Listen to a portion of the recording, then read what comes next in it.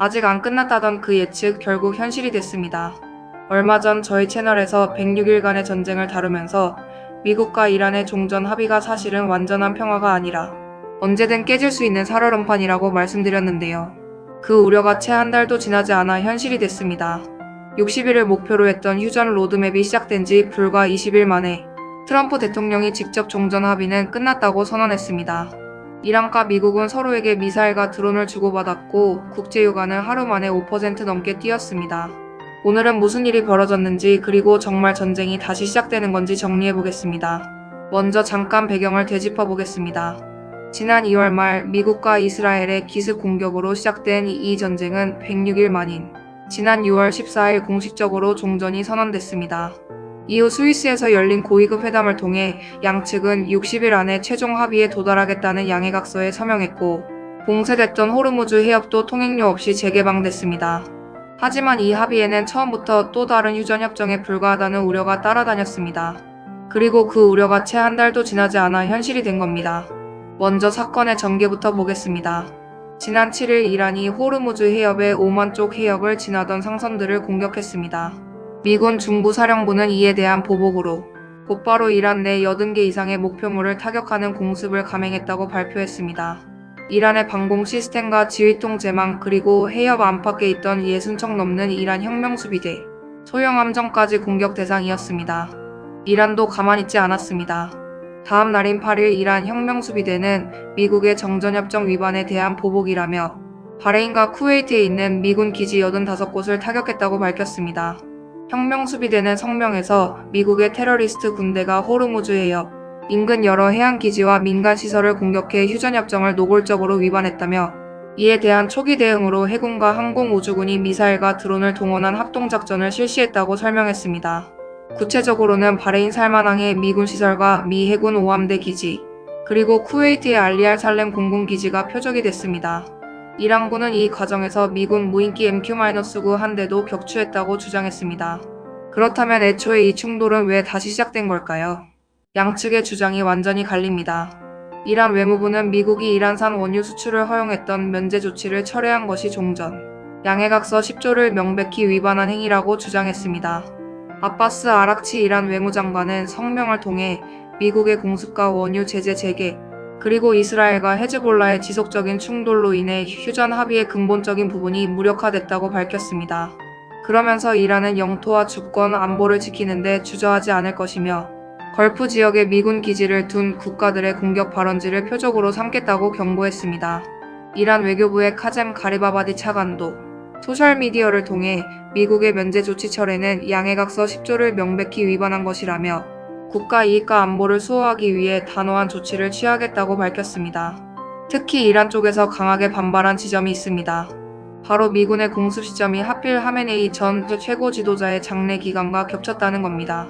이란은 자신들이 장례식에 집중하고 있는 사이 미국이 대대적인 공습을 가했다며 이를 노골적인 도발로 받아들였습니다. 이 지점에서 원유를 둘러싼 이해관계도 중요하게 작용했습니다. 미국은 2008년 이후 처음으로 이란의 원유 수출과 달러 결제까지 허용하며 이를 협상 카드로 내걸었었는데 이 면제 조치를 철회하면서 상황이 급격히 악화됐습니다. 실제로 이 조치 이후 이란산 원유 약 6,300만 배럴이 바다 위에 발이 묶였는데 블룸버그 통신이 선박 추적 업체 자료를 바탕으로 계산한 결과 이는 국제에너지기구 기준 2026년 전 세계 하루 석유 수요의 절반에 해당하는 규모입니다. 이 여파로 국제유가는 5% 넘게 급등하며 배럴당 70달러 중반대까지 치솟았습니다. 이란 입장에서는 어렵게 되찾은 수출 활로가 다시 막힌 셈이라 이번 보복 공격에는 경제적 압박에 대한 반발 심리도 상당 부분 작용했을 것으로 분석됩니다. 트럼프 대통령의 반응은 그야말로 격했습니다. 나토 정상회의가 열린 튀르키예 앙카라에서 그는 종전 양해각서가 끝난 것 같다고 직접 밝혔습니다. 양해각서가 정말 끝난 것이냐는 취재진의 질문에 그는 흥미로운 질문이라며 자신이 보기에는 끝났다고 답했습니다. 이란 지도부를 향해서는 병든 사람들, 쓰레기 같은 인간들, 정신병자라는 원색적인 표현까지 동원했습니다. 그는 또 이란이 최고 지도자의 장례식에 집중하기보다 선박을 향해 미사일을 발사했다며 미국의 대응은 그보다 20배는 더 강했다고 주장하기도 했습니다. 심지어 그는 이란이 핵무기를 가지고 있었다면 반드시 그것을 사용했을 거라고 단언했고 이란이라는 존재를 암에 비유하며 초기에 도려내야 한다는 섬뜩한 발언까지 내놨습니다. 그러면서도 미국 협상단이 이란과 대화를 이어가는 것 자체는 허용할 수 있다며 완전히 문을 닫지는 않는 모습을 보였습니다. 여기서 국제사회의 반응도 갈렸습니다. 이란이 호르무즈 해협에서 선박을 공격한 것에 대해 걸프 국가들은 일제히 비난했습니다. 사우디아라비아 외무부는 이란이 이번 공격과 모든 여파에 대한 전적인 책임을 져야 한다고 강조했고, 카타르는 자국 주재 이란 부대사를 소환해 도발 중단을 촉구했습니다. 아랍에미리트도 규탄 성명을 냈습니다. 마르크 리터 나토 사무총장 역시 휴전이 체결됐는데 이란이 이를 위반하고 있다면 미국의 강력한 대응은 매우 중요한 일이라며 사실상 미국 편에 섰습니다. 다만 이런 반응이 전적으로 한쪽 편만 드는 건 아닙니다. 유럽 일각에서는 트럼프 대통령의 이번 발언 수위가 지나치게 감정적이고 외교적 언어로서 부적절하다는 우려도 함께 제기되고 있습니다. 정리하면 이번 충돌은 호르무즈 해협에서의 상선 공격을 계기로 촉발됐지만 그 이면에는 원유 수출 면제, 철회와 하메네이 장례식 기간 공습이라는 두 가지 결정적인 도화선이 있었던 셈입니다.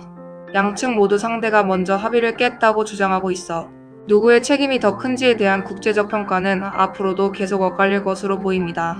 그렇다면 앞으로는 어떻게 될까요? 표면적으로는 트럼프 대통령이 협상 자체를 원치 않는다고 밝히면서 애초에 8월 18일로 논의됐던 최종 협상 시한 자체가 사실상 무의미해진 상황입니다. 다만 미국 협상단과 이란 간의 대화 가능성 자체를 완전히 닫아두지는 않았다는 점에서 물밑 접촉이 계속될 가능성도 남아 있습니다. 관건은 이란이 추가 보복에 나설지 그리고 그 보복이 어느 수위까지 이어질지입니다. 지난 106일 전쟁 당시처럼 전면전으로 다시 번질지 아니면 제한적인 무력 시위 수준에서 봉합될지는 향후 며칠 사이의 움직임에 달려 있습니다. 특히 주목해야 할 부분은 원유 시장입니다. 이번 충돌로 국제유가가 이미 5% 넘게 급등한 상황에서 만약 호르무즈 해협이 다시 봉쇄되는 상황까지 간다면 전 세계 경제에 미치는 충격은 지난번보다 훨씬 클 수 있습니다. 실제로 시장에서는 이번 사태를 단순한 국지적 충돌이 아니라 글로벌 원자재 시장 전체를 흔들 수 있는 변수로 받아들이고 있습니다. 결국 지난 영상에서 말씀드렸던 우려, 종전 합의가 봉합에 가깝다는 진단이 그대로 들어맞은 셈입니다. 국제 정세는 우리의 예상보다 훨씬 빠르게 그리고 훨씬 불안정하게 움직이고 있습니다. 106일 전쟁이 끝났다고 안심했던지 불과 3주 만에 다시 포화가 오간 이번 사태는 중동 정세를 지켜볼 때 성급한 낙관은 언제든 뒤집힐 수 있다는 걸 다시 한번 보여주는 사례로 남을 것 같습니다. 여러분은 이 상황 다시 전면전으로 번질 거라고 보시나요? 아니면 결국 다시 봉합될 거라고 보시나요? 지난 106일 전쟁 영상을 보셨던 분이라면 이번 사태가 어떻게 느껴지시는지도 궁금합니다.